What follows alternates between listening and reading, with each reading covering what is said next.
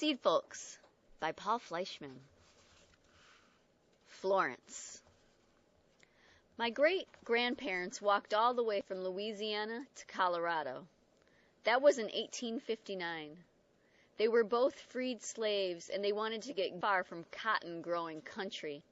They went over the mountains to be safe and homesteaded along the Gunnison River, which is how my grandfather and my father and my sisters and I all came to be born there, the first black family in the whole county. My father called them our seed folks because the first of our family there. I think of them when I see any of the people who started the garden on Gibbs Street. They're seed folks too.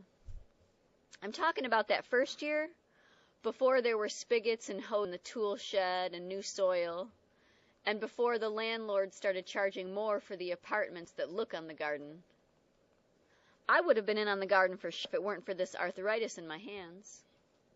Growing up out in the country, I still miss country things. My husband's from here. He doesn't know about the smell of a hayfield and eating bean vine instead of from the store. I had to settle for being a watcher. I wasn't the one. I'd see others on the fire escapes or standing on the sidewalk like me. One day I looked up and saw a head in a window moving forward and back. It was a man who pulled up in his rocking chair. He was watching the gardeners like TV.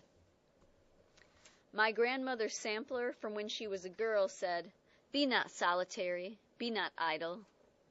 That was easy all those years in the library. Being retired, it's harder. So I try to take a walk every day, which is how I found the garden to begin with. I'd always stop there to see what was new. I was just a watcher, but I was proud of the garden, as if it were mine. Proud and protective. I remember how mad I got when I saw a man reach through someone's fence by the side and try to grab a tomato. I said, "How dare you?" He'd pulled back his hand and said he'd heard it was a community garden.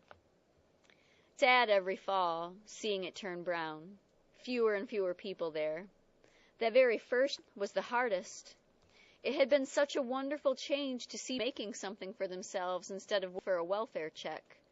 To see a part of the neighborhood looking better every day, and to smell those good smells of growing plants. The green drained away. Then the frost hit. You'd pass and hear those dry corn stalks shaking in the wind as if they were shivering. The pumpkins were about the only color left, and then the bulls sold them all. People cut up their old plants with clippers and dug them back into the soil. A few covered their ground with leaves. But once that job was done, it was done. By November, the cats were the only ones there. The winter was a cold one, cold as cow. You'd walk by the garden covered with snow, just the fence top sticking out, and you'd try to remember it bad lie. Someone stuck a Christmas tree there in December.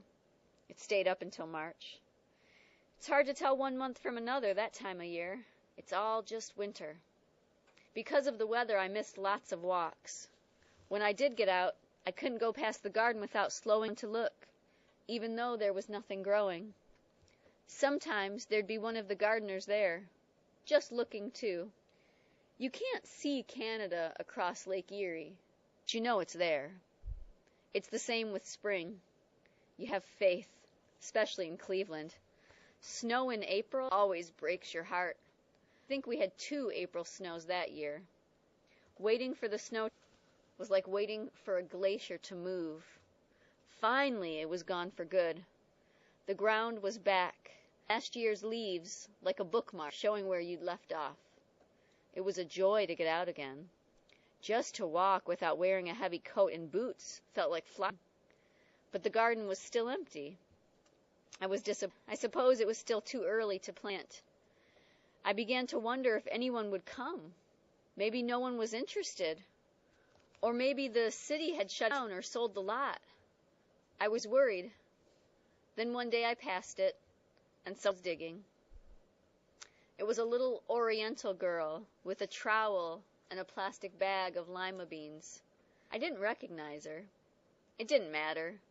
I felt as happy inside as if I'd just seen the first swallow of spring.